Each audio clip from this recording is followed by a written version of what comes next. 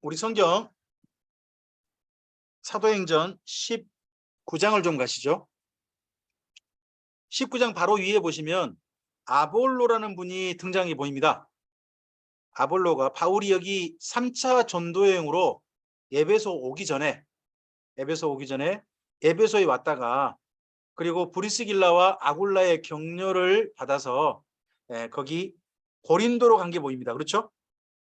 고린도로 가서 예수님을 증언하여서 큰 유익을 준 내용이 먼저 사도행전 18장 24절에서부터 28절 사이에 보시면 나올 겁니다. 그렇죠?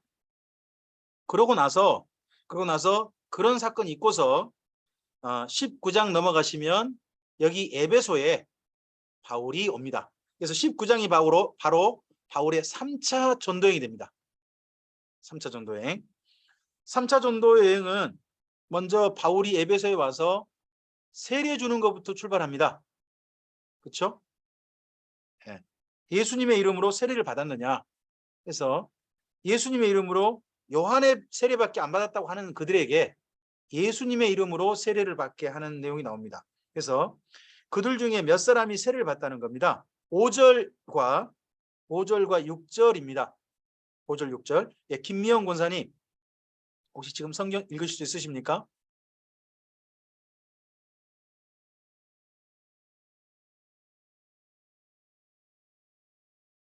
(19장) 5절 6절이요.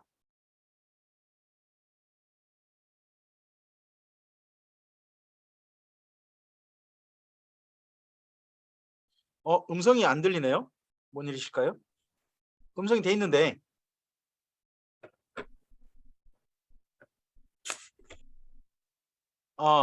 들리지 않아요.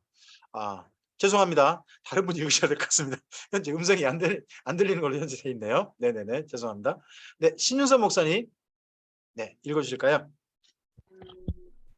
그들이 듣고 주 예수의 이름으로 세례를 받으니 바울이 그들에게 안수하매 성령이 그들에게 임하심으로 방언도 하고 예언도 하니 모두 12사람쯤 되었다 하는 내용이 있습니다.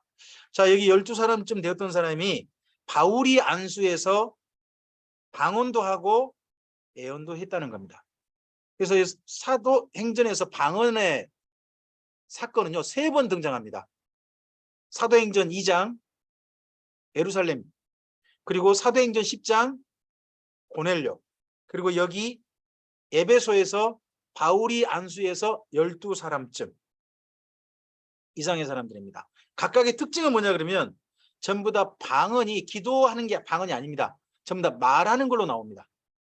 말하고 하나님을 찬양하고 하는 걸로 나옵니다. 그래서 내용이 분명하게 되어지고 주변 사람들에게 같은 방언인 게 보입니다. 이제 바울을 통해서도 방언이 나타났다는 겁니다. 그리고 사도행전 2장과 10장은요 베드로가 있을 때 방언이 나타났습니다. 그리고 여기 사도행전 19장은 바울이 있을 때 나타났습니다. 그래서 사도행전에서는요 사도잖아요. 사도. 베드로와 같은 사도로서 누구도 인정받아야 된다. 바울도 인정받아야 된다 하는 또 그런 측면이 있습니다. 그래서 그 이후 바울이 여기 에베소에 사역한 내용이 거기 8절부터입니다. 8절부터인데 8절부터 10절까지입니다. 8절부터 10절까지. 조홍현 집사님 읽으실까요? 바울이 회당에 들어가 석 달 동안 담대히 하나님 나라에 관하여 강론하며 권면하되 어떤 사람들은 마음이 굳어 순종하지 않고 무리 앞에서 이 도를 비방하거늘 바울이 그들을 떠나 제자들을 따로 세우고 두란노 서원에서 날마다 강론하니라. 2해 동안 이같이 하니 아시아에 사는 자는 유대인이나 헬라인이나 다 주의 말씀을 듣더라. 하나님이 바울의 손으로 놀라운 능력. 거기까지만요. 바울이 2년간 여기 에베소에 있는 동안 2년간은요 두란노 서원이라는 곳에서 날마다 성경을 가르쳤다라고 되어 있습니다. 지금 현재 여기 사진상 보이시면 여기가 셀수스 도서관이라고 그러죠.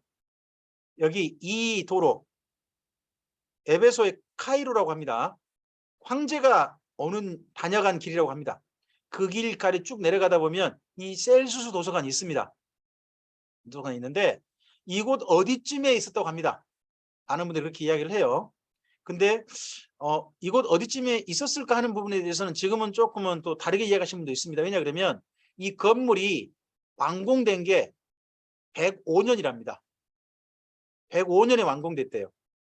그래서 어떤 분이 이렇게 말합니다. 그 전에 그 뭐 좀 있었다가 그게 중축한 거다.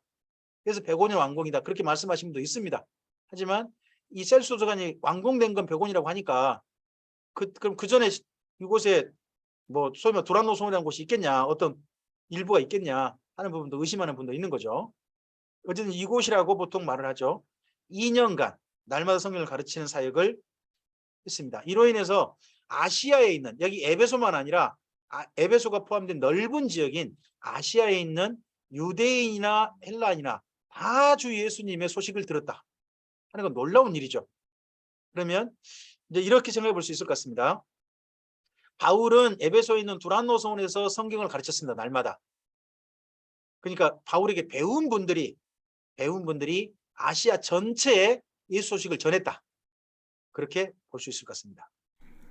여기는 에베소에 있는 사도 요한 기념교회입니다. 비잔틴 시대에 만들어졌고,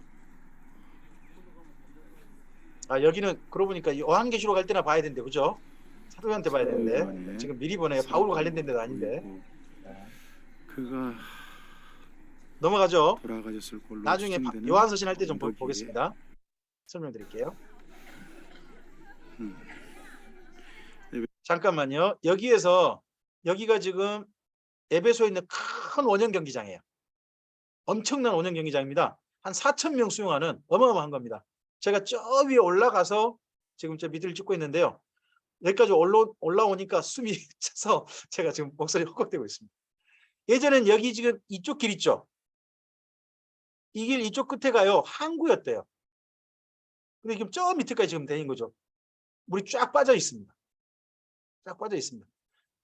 그래서 이쪽에서 내려서 올라와서 여기서 쭉 올라가면 에베소의 카이도라고 하는 황제가 다닌 길. 그래서 맨 위에 올라가면 황제 숭배 신전이 있습니다. 그 길로 이 에베소의 번화가가 이루어지게 됩니다. 좀 더 볼까요? 에베소의 거대한 원형 경기장입니다.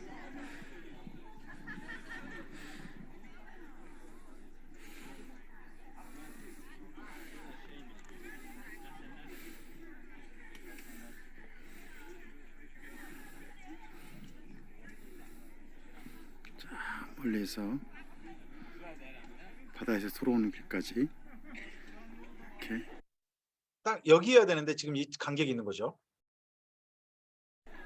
이어져 있습니다.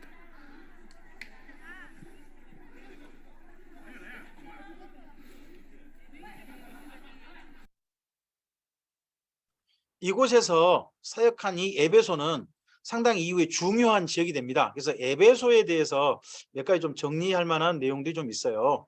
이 부분을 좀 읽으실까요? 네, 정성남 목사님께서 읽어주시겠습니까? 제2의 로마 2. 바울의 교회 개척 3. 두란노 소원 2년간 성경 강론 4. 고린도 전후 갈라디아서 지필 에베소 디모데전서 후서 수신 네. 누가와 디모데가 사역과 순교 6. 마리아의 무덤과 요한의 사역 7. 요한복음, 요한일서, 요한이서, 요한삼서, 요한계시록 지필 8. 데오토쿠스 논쟁과 카톨릭 변질 네. 기독교사에서 중요한 도시, 기독교의 그 한 획을 그은 큰 도시라고 하면 사실은 예루살렘이라기보다는요, 에베소에서 더 큰 일이 있었습니다. 더 많은 일이 있었습니다.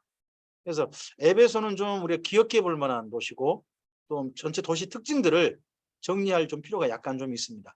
굉장히 많은 성경이 이곳에서 집필되어졌고요. 또 이곳에 보내지기도 했고요. 또 많은 사도와 초대교회 중요 지도자들이 이곳에서 사역하셨습니다. 네, 그런 측면에서 에베소는 정말 중요한 도시입니다. 에베소 가서 저는 제일 안타까웠던 것 중에 하나가, 저는 마리아의 무덤 못 봤어요. 마리아의 무덤 못 본 것은 저는 별로 뭐 그냥 안 봤으니까 별로 아쉽진 않았는데, 저는 그곳에 가서 누가의 무덤을 보고 진짜 안타까웠어요.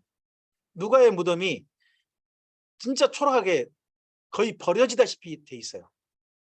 가면 누가에게는 우리 소중한 분인데, 거기 투르키의 사람들에게는 누가는 별로 소중한 사람 아닌 거죠.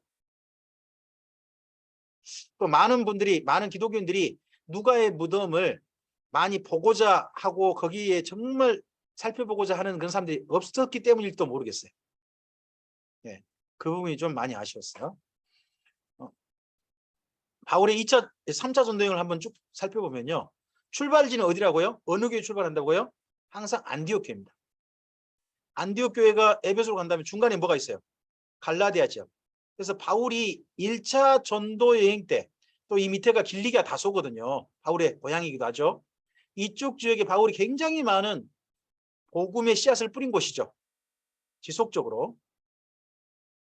이곳을 들러서 이곳에서 교회를 살피고, 그리고 나서 에베소를 갔을 거예요. 또 그래서 두란노손에서 2년간 복음을 가르치다가, 그리고 이때 정도에 갈라디아 교회의 소식을 듣고 보낸 편지가 갈라디아서입니다. 그리고 이때 또 고린도 교회도 또 소식이 들려요. 바울이 지금요, 갈라디아에서 이쪽이 좀 어지러운 소식 들고, 정반대 또 헬라 쪽에 어지러운 소식 들고, 또 에베소에서도 굉장히 어려운 일 당했어요. 바울이 3차 전도행이 최전성기이기도 한데요, 최고로 위기이기도 했어요.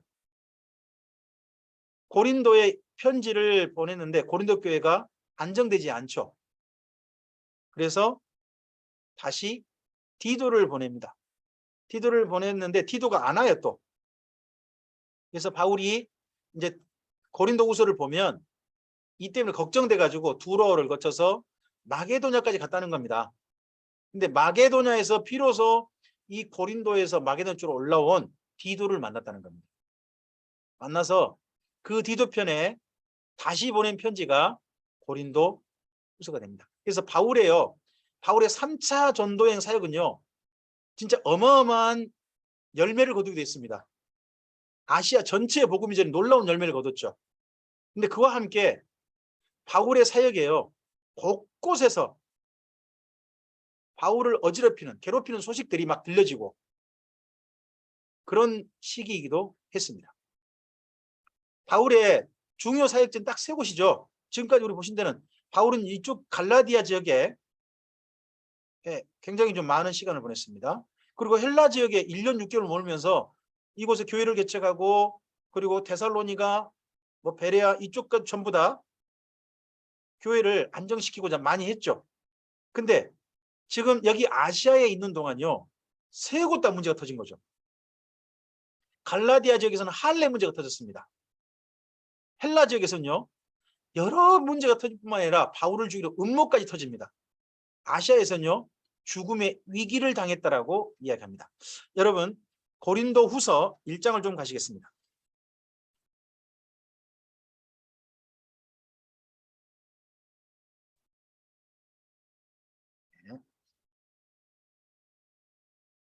고린도 후서 1장입니다.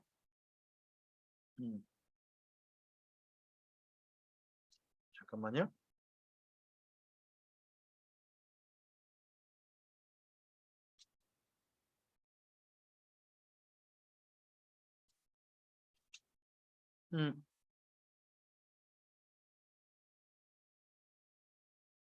바울이 에베소에서 이곳 보낸 편지 가운데서 좀 어려운 일 당했다는 내용이 여기 있네요. 여러분, 여기 8절을 갈까요? 1장 8절. 네. 1장 8절부터 10절까지, 1장 8절부터 10절까지요. 네. 황인수 전사님께서 읽으시겠습니까? 형제들아, 우리가 아시아에서 당한 환난을 너희가 모르기를 원하지 아니하노니 힘에 겹도록 심한 고난을 당하여 달 소망까지 끊어지고 우리는 우리 자신이 사형 선고를 받은 줄 알았으니 이는 우리로 자기를 의지하지 말고 오직 죽은 자를 다시 살리시는 하나님만 의지하게 하십니다. 그가 이같이 큰 사망에서 우리를 건지셨고 또 건지실 것이며 이후에도 건지시기를 그에게 바라노라. 바울이 3차 전도행 시기 이 고린도후서를 쓸 때 정도에 아시아 즉 에베소에서 굉장히 큰 위기를 당했음을 여기 고린도후서에서 밝히고 있어요. 이런 내용이 사도행전은 없어요. 사도행전 19장 이런 데는 없거든요. 그러다 보니 우리는 좋은 일만 있었던 걸로 생각할 경우가 의외로 많아요. 근데 이때 바울은 굉장히 힘들었던 거죠. 심지어 자기들이 사망 선고 받은 줄 알았다. 아마도 이때 바울 일행 중에 어떤 분은 돌아가셨을 거예요.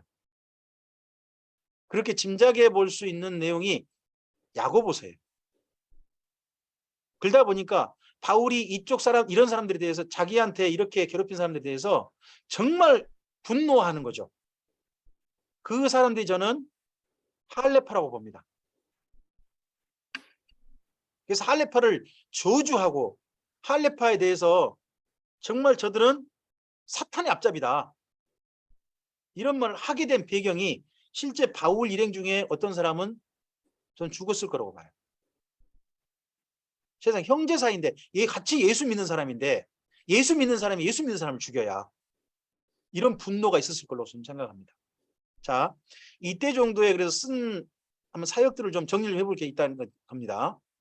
바울의 3차 전도행은요. 바울이 세 번째 예수님 전역할 때 첫째 이때는 분명하게 바울의 사역 최전성기입니다. 바울이 이때 뭐라고 하냐 그러면요. 일루리곤까지 복음이 편만하게 전해져 가지고요. 이젠 이곳에서 복음이 전할 곳이 없다라는 말까지 합니다. 로마서에 쓸 때 보면 로마서가 바울의 3차 전도행을 마칠 때 정도 쓴 서신이란 말이에요. 근데 이런 말 할 정도니까 복음 전함의 영역은 굉장히 넓어진 거죠. 예? 그리고 이때 바울 서신이 또 많이 쓰여집니다. 갈라디아서, 고린도전서후서, 로마서가 이때 쓰여지게 됩니다. 물론 이 중에 그 바울이 편안한 마음으로 쓴 것은 로마서밖에 없어서 로마서, 고린도후서도 있나요? 이런 부분이 좀 아쉽긴 합니다. 근데 이때가 어떤 때냐? 유대교 핍박 중에서도요. 핍박하는데 기독인들끼리 믿는 유대인들끼리 최고 갈등기입니다. 그래서 바울파하고 할레파가 엄청나게 다투고 있습니다. 서로 그냥 못 잡아먹어서 안달합니다.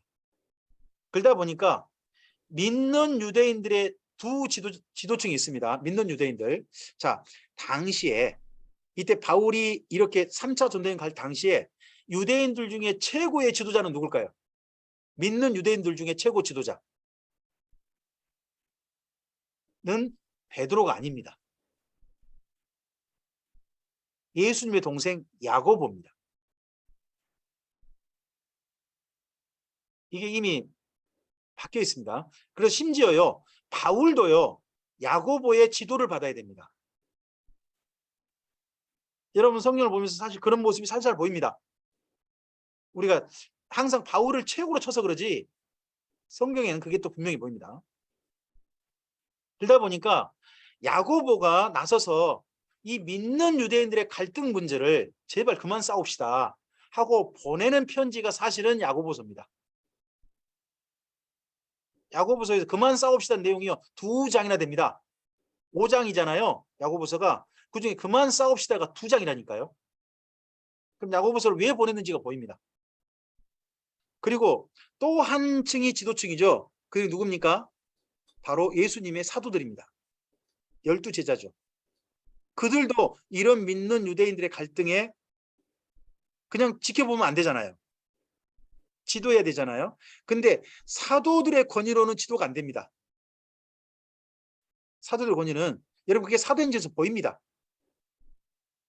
베드로 죄송합니다만 제가 이렇게 표현해 죄송합니다. 베드로가요 사실 예루살렘 교회 성도들한테 무시 많이 당했습니다. 제가 읽기로는. 어쨌든지 그러다 보니까 사도들이요 자기들의 권위가 아니라 모든 믿는 유대인이면 정말 이 이름 앞에 무릎 꿇습니다. 누구든지 바로 예수님이죠. 근데 예수님의 소식을 가장 잘 전할 수 있는 분은요 예수님의 동생 야고보가 아니에요. 예수님의 공생의 모든 시간, 그분의 모든 말씀을 제대로 듣고 정리한 제자들이 바로 예수님 소식을 말할 수 있거든요. 그래서 제자들 중에 글을 쓸 줄 아는 분 한 분이 있습니다. 여러분, 예수님의 12제자가요, 헬라어로 글을 쓸 수 있는 분은 몇 분 안 됩니다. 근데 그 중에 대표적인 분, 글을 쓸 수 있는 분이 누구냐? 바로 마태입니다.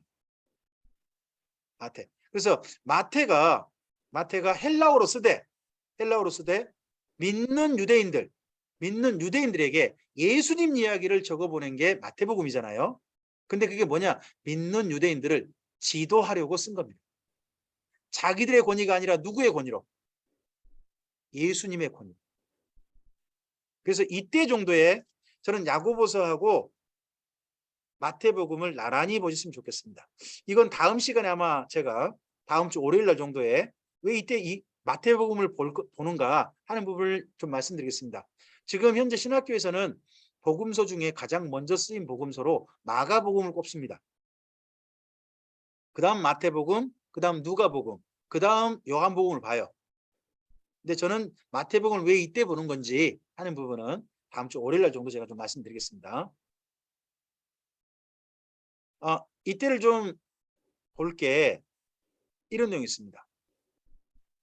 이때 최후 갈등기, 예수님의 편지, 사실 모든 신약 성경은 예수님께서 교회에게 보내신 편지잖아요. 그죠? 근데 그 중에서 갈라디아서 고린도전서 후서가요. 옆에 좀 내용을 읽어봤으면 좋겠는데요. 네, 잠깐만요. 지금 순서가 보시면, 네, 정보영 목사님.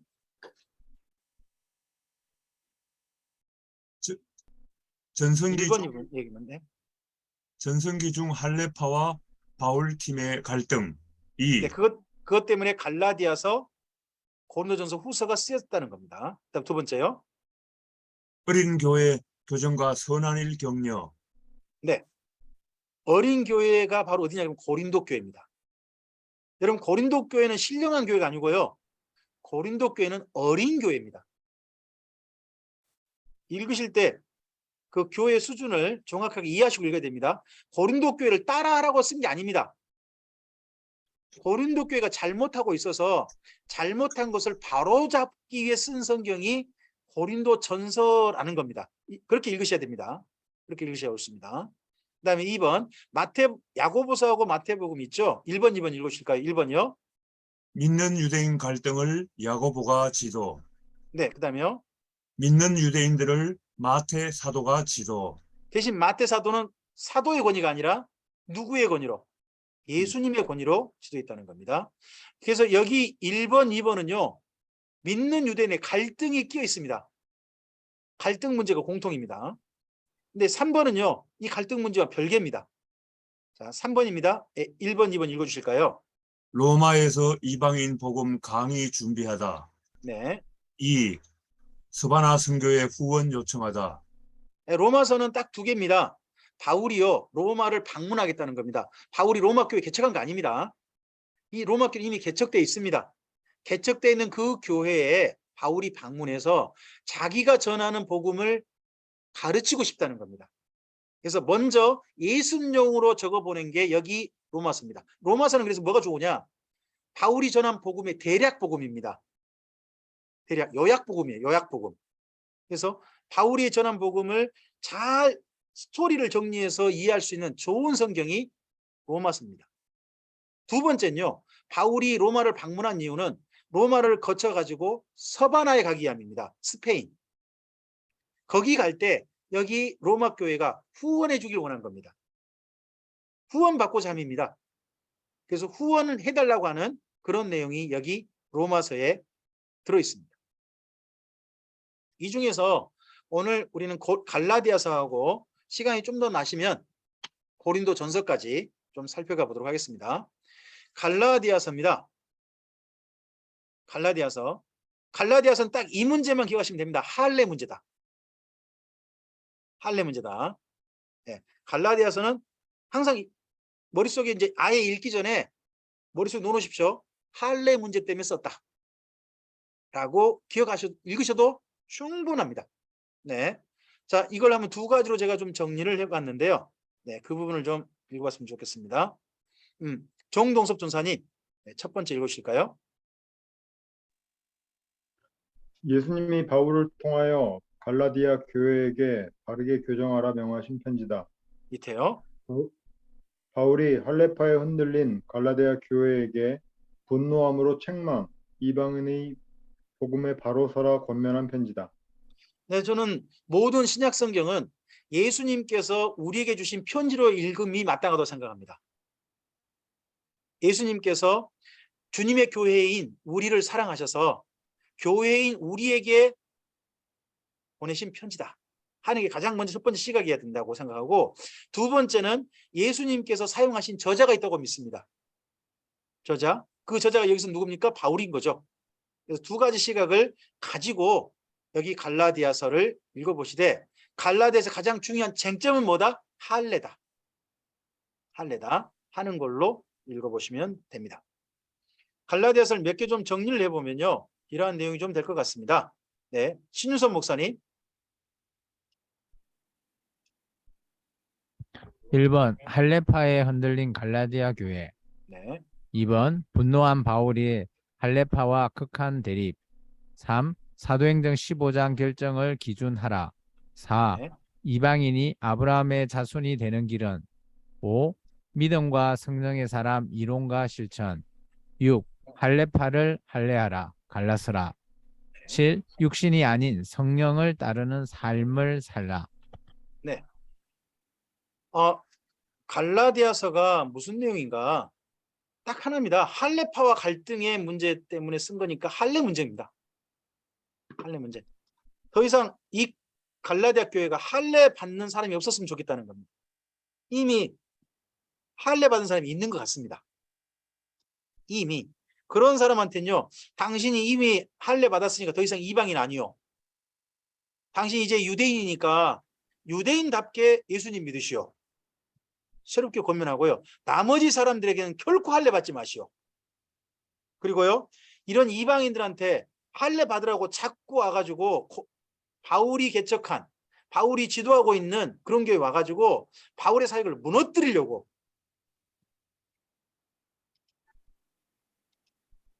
지금 성경 남자 중입니다. 오늘따라 죄송합니다. 전화가 자꾸 여러 번 오시네요. 저도 이런 날이 있을 줄 몰랐습니다. 죄송합니다. 복음에서 사도행전 15장에서 분명히 이방인은 할례 받을 필요 없다고 했는데, 할례파는요 인정하지 않는 거죠. 그게 받아들일 수 없는 거죠. 그래서 바울이 개척한 데마다 다니면서 그 바울이 개척한 교회를 전부 다 어지럽히고 있는 겁니다. 여러분 생각해 보십시오. 할례파는요, 바울이 개척한 그 이방인 교회 가가지고 할례 받으라고 하고 외치는 게 예수님의 뜻이라고 믿었을까요? 아니면 사탄의 뜻이라고 믿었을까요? 분명히 그들은요, 자기가 그렇게 하는 것이 예수님의 뜻이라고 믿었을 겁니다, 아마. 근데 그게 뭘 지금 철저하게 무시하는 거예요? 사도행전 15장에 분명히 교회가 약속했거든요. 이방인한테는 더 이상 할례 받자고 하지 말자. 성령의 이름으로 결정했잖아요. 성령의 이름으로요. 그러다 보니까요, 할례파 이런 모든 행동은요, 신약 성경 표현을 해볼까요? 뭐냐? 성령 해방죄인 거예요. 이게 성령 해방죄인 거예요. 그러니까 바울이 저주를 퍼부은 거죠. 여러분 갈라디아서 1장을 가보실까요? 1장 가시면 한 가지 좀 이해할 표현들은 필요합니다. 6절을 가세요. 6절. 1절부터 5절까지는 잠깐 문안인사하죠.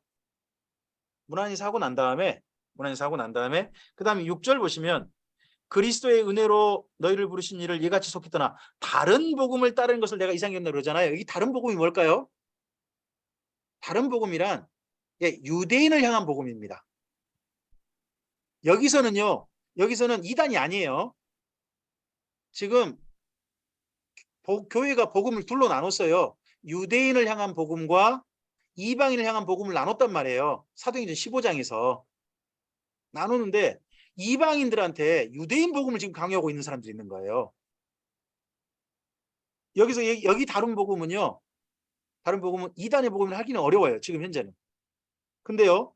이방인한테 유대인의 복음을 강요하면 어떻게 돼요?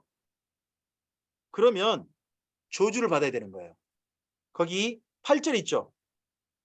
그러나 우리나 혹은 하늘로부터 온 천사라도 우리가 너희에게 전한 복음. 바울 일행이 여기 지금 이방인 교회에게 전한 복음이 뭐죠? 이방인은 이방인 상태로 예수 믿으면 된다 하는 복음이란 말이에요. 그 복음 외에 다른 복음을 전하면 뭐라고요? 뭘 받을지어다? 저주를 받을지어다. 하고서요. 바울이 다시 한번 이 내용을 상기시켜주는 내용이 2장이에요. 2장 1절도 보세요. 보시면 바울이 바나바와 함께 디도를 데리고 예루살렘에 갔다 그러죠. 그래서 거기 2장 옆에다가 써놓으세요. 사도행전 15장이라고. 2장 옆에 사도행전 15장이라고 써놓으시면 우리 좀 전에 보셨잖아요. 사도행전 15장 예루살렘 총회. 거기 내용이에요. 그래서 복음을 제시했어요. 제시하고서 결론을 이렇게 줘요. 결론을 이렇게 줘요. 거기 7절부터 보시기 바랍니다. 7절부터요. 네. 정성남 목사님께서 읽어주실까요? 네, 7절부터 8절 먼저 읽으실까요? 도리어 그들은 내가 무할례자에게 복음 전함을 맡은 것이 베드로가 할례자에게 맡음과 같은 것을 보았고 베드로에게 역사하사 그를 할례자의 사도로 삼으시니가 또한 내게 역사하사 나를 이방인의 사도로 삼으셨느니라. 네, 이걸 어느 정도 정리하고요. 그 다음에 9절, 네, 9절 읽어보셔야 됩니다. 황인수 전사님께서 9절을 좀 읽어주시겠습니까? 또 지금같이 여기는 야고보와 게바와 요한도 내게 주신 은혜를 알므로 나와 바나바에게 친교의 약속을 하였으니 우리는 이방인에게로 그들은 할례자에게로 가게 하려 함이라. 네, 거기 9절에 이제 복음 전하는 대상을 둘로 나눈 게 보이신가요? 할례 받은 유대인에게 가는 사람이 있고요. 할례 받지 않는 이방인에 가는 사람도 있죠. 이때는 아닌 거예요. 그래서 이방인을 향한 복음이 있고 유대인을 향한 복음이 있는 거예요. 그래서 유대인을 향한 복음을요. 이방인에게 강요할 수 없고요. 또 심지어 우리도 우리에게 준 이방인의 복음을요. 유대인에게 강요하면 안 돼요. 유대인은 유대인 상태로 예수님 믿으면 되고요. 이방인은 이방인 상태로 예수님 믿으면 된다 하고 정리된 게 사도행전 15장이란 말이에요. 그랬는데 지금 여기 예루살렘 어떻게 보면 예루살렘의 할례파들이 여기 갈라디아 지역에 와가지고 갈라디아 지역 어떤 사람들을 자꾸 지금 어지럽히는 거죠. 어지럽히고 그들에 대해서 자꾸 괴롭게 하는 거죠. 자, 그 중에서 일부 이미 할례 받은 자들을 있죠. 여러분 좀 넘어가 보시면요. 5장을 가보시면 5장 가보시면 5장이가 있나요? 이미 할례 받은 자들에게 새롭게 명령한 게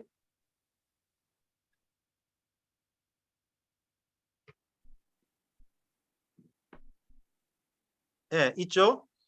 거기 3절 가보세요. 5장 3절 3절만요. 네, 화성동 목사님께서 좀 읽으시겠습니까?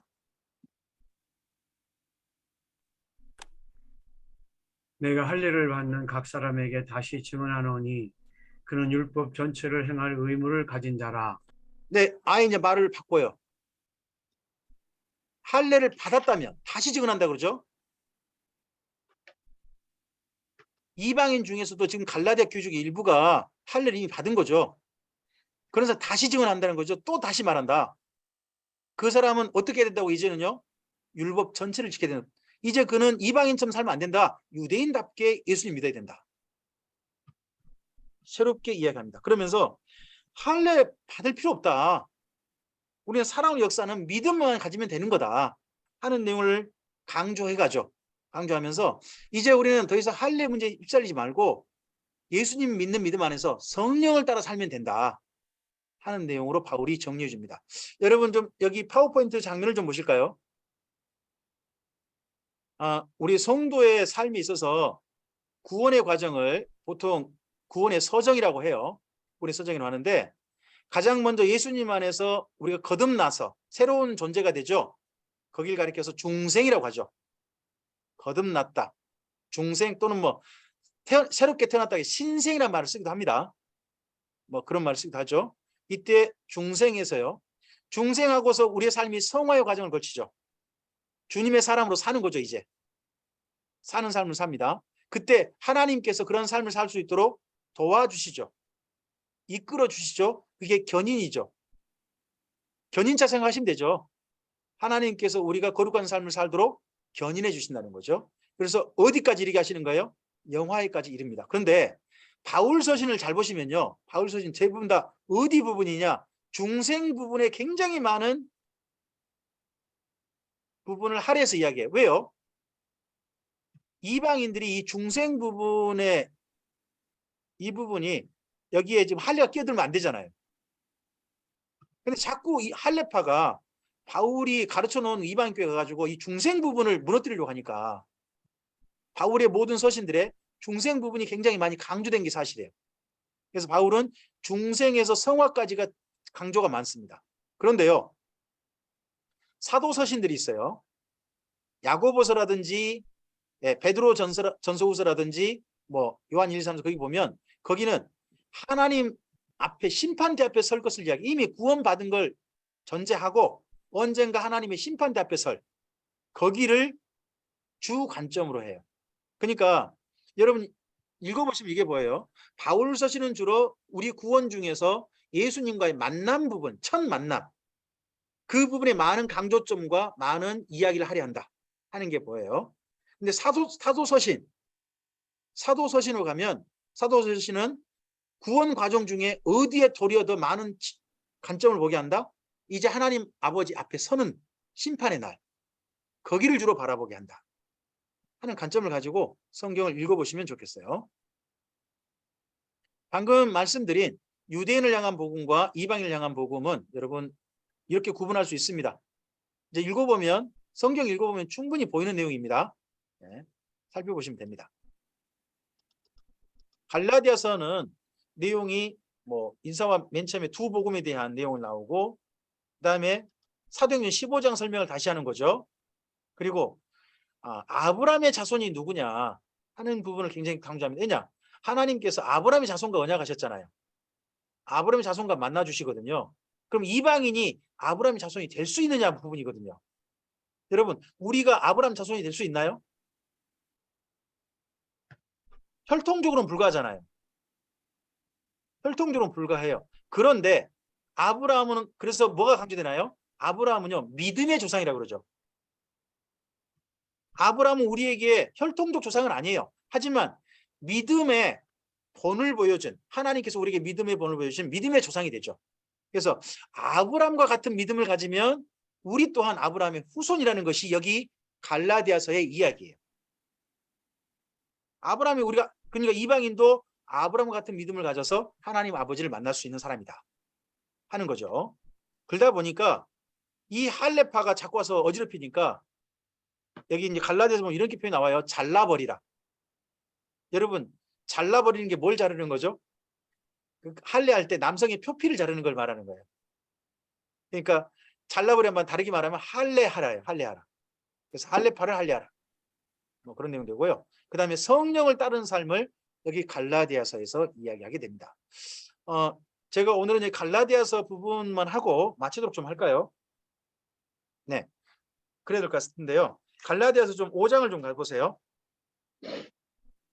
5장에 우리 이 부분을 함께 좀 보셔야 될 것 같아요. 5장 16절을 좀 가보시죠. 바울의 이제 실천사항, 앞에는 이론편이고요. 실천사항을 말할 때 이제 예수님 안에 있는 믿는 이방인들에게 이 삶을 권합니다. 네, 16절부터요. 16절부터 네, 거기 26절까지 한 분이 좀 읽어주셨으면 좋겠습니다. 네, 김영규 장로님, 음성을 켜시고요. 예. 내가 이르노니 너희는 성령을 따라 행하라. 그리하면 육체의 욕심을 이루지 아니하리라.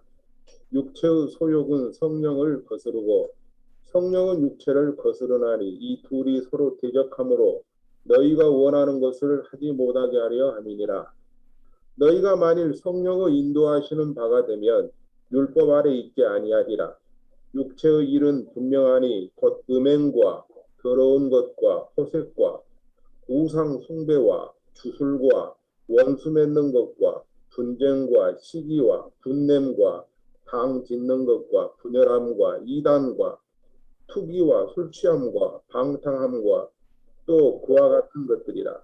전에 너희에게 경계한 것 같이 경계하노니 이런 일을 하는 자들은 하나님의 나라를 유업으로 받지 못할 것이요 오직 성령의 열매는 사랑과 희락과 화평과 오래 참음과 자비와 양성과 충성과 온유와 절제니 이 같은 것을 금지할 법이 없느니라. 그리스도 예수의 사람들은 육체와 함께 그 정욕과 탐심을 십자가에 못 박았느니라. 아멘. 네, 감사합니다. 그 중에서 여기 이제 믿는 이방인들에게 무엇을 따라 살라고 합니까? 우리 안에 거하신 성령을 따라 살라 합니다. 그럼 성령을 따라 산다는 게 뭐냐는 거죠. 크게요. 성령을 따라 사는 것은 하지 말아야 할 일을 안 하는 겁니다. 그게 19절부터 21절입니다. 성령의 사람이면 당연히 하지 말아야 할 일을 거기 이야기합니다. 이런 일을 만약에 성령의 사람이라고 하면서도 이런 일을 한다면 어떻다는 겁니까? 계속하면. 거기 잘 보시면요. 19절부터 21절까지 계속했다가는 구원 못 받을 수 있다고 이야기합니다. 성령의 사람이라고 해서 마음껏 살라는 거 아닙니다. 하지 말아야 할 일은 분명히 안 하셔야 됩니다. 대신에 성령의 사람은 또 해야 할 일이 있죠. 그게 22절부터죠. 우리가 잘 아는 성령의 9가지 열매 있지 않습니까? 22절부터 거기 23절. 성령의 사람은 이렇게 살아야 한다는 거죠. 어떻게 보면 바울식 율법이에요. 어떻게 보면 율법보다요. 구약 성경 율법보다요. 도리어 바울이 실천하고 적용하라는 이 삶이요. 우리에게 더 훨씬 차원 높을 수 있어요. 보시면. 그래서 이제 성령을 따라 살려고 하면서요. 여러분 6장을 넘어가 보시기 바랍니다. 형제들아 사람이 만일 무슨 범죄한 일이 드러나거든 신령한 너희는 그러죠. 신령한 너희는 온유한 심령으로 그러한 자를 바로잡고 너 자신을 살펴보아 너도 시험을 받을까 두려워하라 합니다. 신령한 너희라고 하는데 신령한 사람이 어떤 사람입니까? 어떤 사람이 신령한 사람이에요? 그러면 떠오르는 이미지가 혹시나 산에 어떤 폭포 아래에 흰 옷 입고 수염 길게 해가지고 앉으셔가지고 자정하는 사람 떠올리시면 안 됩니다. 여기 신령한 사람은 어떤 사람이죠? 성령을 따라 사는 사람. 성령님과 함께 사는 사람이면 신령한 사람입니다. 여기서 말한 사람은. 그래서 신령한 사람은 어떤다고요? 어떤 범죄하는 일을 하는 사람 보면 온유한 심령으로 그런 사람을 좀 바로잡아 줄 뿐만 아니라 자기를 살펴보는 사람이라는 겁니다. 이게 성령을 따라 사는 삶이란 거죠. 그렇죠? 그 다음 2절입니다. 너희가 짐을 서로 지라 그리하여 그리스도의 법을 성찰합니다. 성령을 따라 산다는 건 뭐라고요? 서로의 짐을 함께 지어주는 사람이라는 겁니다. 성령을 따라 산다는 것은 내 일만 아니라 다른 사람도 일도 도와주는 사람. 그런 사람이 성령의 사람이란 거죠. 그 다음 3절입니다. 만일 누가 아무것도 되지 못하고 된 줄로 생각하면 스스로 속임이라 각각 자기의 일을 살피라. 그리하면 자랑할 것이 자기에게 있어도 남에겐 있지 아니하리니 각각 자기의 짐을 질 것이니라. 남의 일 열심히 한다고 내 일 소홀히 하면 안 된답니다. 성령의 사람이란 내 일은 또 빤듯하게 하는 사람이랍니다. 여러분 성령을 따라 산다는 게 어려운 게 아닙니다. 내가 할 일 잘하는 겁니다. 여러분 이런 노래 떠오르지 않습니까? 자기의 일은 스스로 하자. 알아서 척척척 스스로 여러분 어린이도 스스로 하는데 어른들도 자기 일은 스스로 할 줄 알아야죠.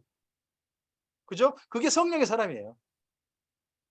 성령의 사람 그러니까 뭐 아주 신비하게 산속에 들어가는 사람 아니요. 오늘 내가 해야 할 일을 잘하는 사람. 그런 가운데 남의 일도 보살펴 주는 사람, 도와주는 사람, 그런 사람이 성령의 사람이란 겁니다. 그 다음 6절입니다. 가르침을 받는 자는 말씀을 가르치는 자와 모든 좋은 것을 함께하라. 이 또한 성령의 사람입니다. 여러분 말씀을 가르쳐 주는 분을 존중해 주시고 귀하게 여겨 주십시오. 여러분 주변에 많으시죠?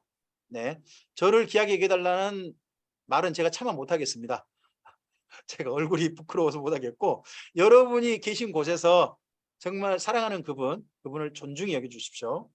네, 그리고 스스로 속이지 말라. 하나님은 업신여김을 받지 아니하시나니 사람이 무엇으로 심든지 그대로 거두라. 성령의 사람은 어떻게 생각하며 사는 거예요? 내가 심은 대로 거둔다는 생각을 가지고 사는 사람입니다.